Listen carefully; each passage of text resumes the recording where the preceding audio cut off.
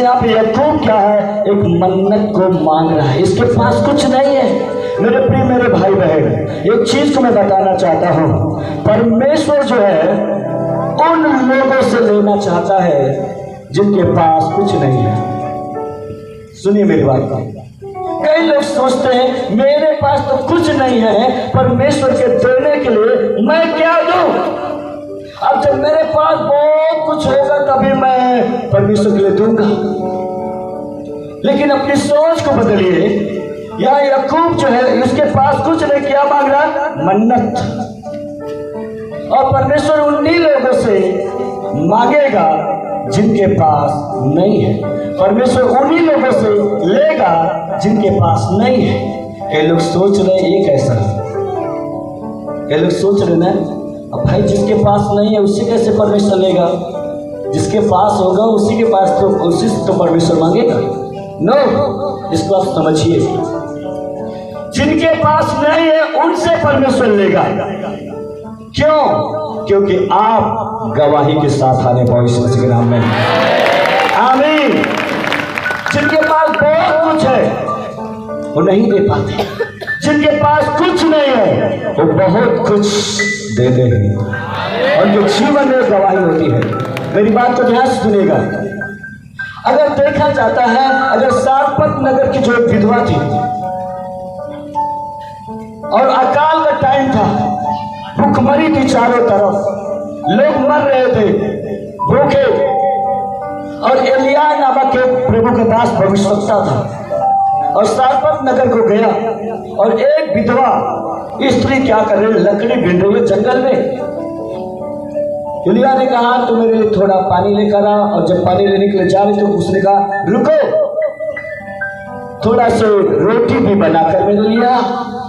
तो वो सारपत की जो विधवा औरत थी उसने क्या कहा, मेरे पास कुछ नहीं है, थोड़ा सा तेल, थोड़ा सा मटकी में मैदा है, उसको थोड़ा सा ही है, उसको पकाएंगे, उसके बाद मैं मेरा बेटा खाएंगे, मर जाएंगे, कुछ है नहीं है। लेकिन मेरे प्रिय प्रभु के दास ने कहा, जैसा मैं बोल रहा हूं वैसा तू कर, उसके बाद तू पकाना। और जैसे सारपत की विधवा ने प्रभु के दास की बातों को माना और उसने प्रभु के दास के लिए जो कुछ था वो दिया, दे दिया।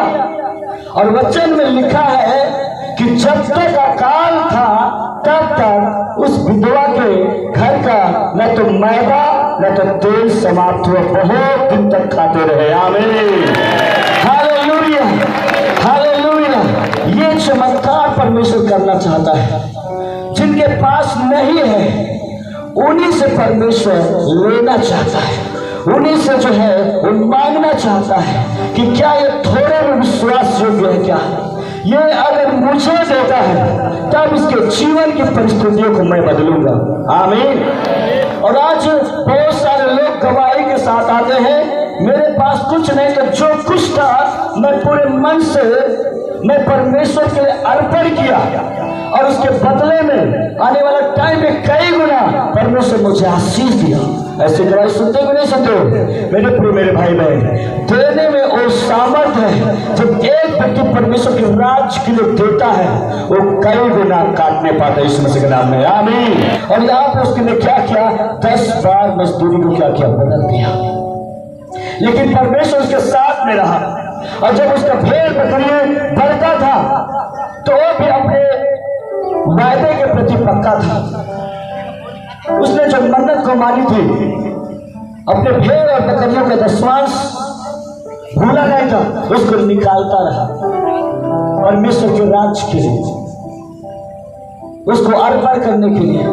वो भी नहीं भूला, और जैसे जैसे परमेश्वर उसको बढ़ाता गया और वो निकाला।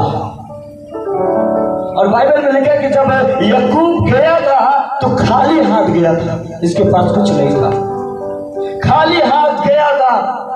लेकिन जब 20-22 साल के बाद अपने मामा के यहाँ से आता, जब उसका मामा बहुत परेशान कर लिया था मजदूरी को बदल बदल कर, तब परमेश्वर ने कहा ऐसा करो, और यहाँ से फिर शीघ्र अपने पिता के घर को चले।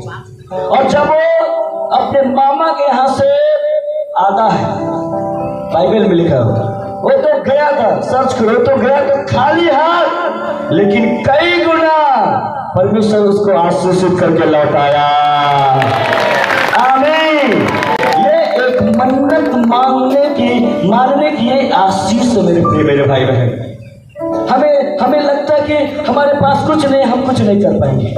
आपके पास जो कुछ है, आप प्रभु के लिए तैयार हो जाते हैं, अगला टाइम कई गुना आपका जीवन आशीषों से भरा हुआ होगा।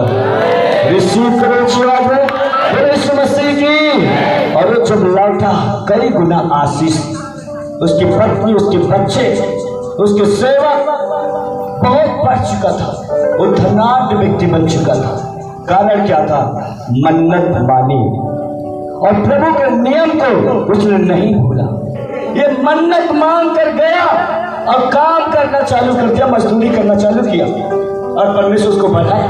आप मन्नत को मांग रहे हैं कि मैं, मेरा घराना, मैं जो कुछ बिजनेस करूंगा, परमेश्वर मैं उस पर विश्वास होगा, तेरा हिस्सा मैं कभी नहीं भूलूंगा, तेरे भवन में मिलाया करूंगा। परमेश्वर आपके बिजनेस को कई गुना बढ़ाएगा, आपके जानवरों को कई गुना बढ़ाएगा, आपके खेत को कई गुना प्रभु बढ़ाएगा। रिसीव करो यीशु मसीह के नाम में।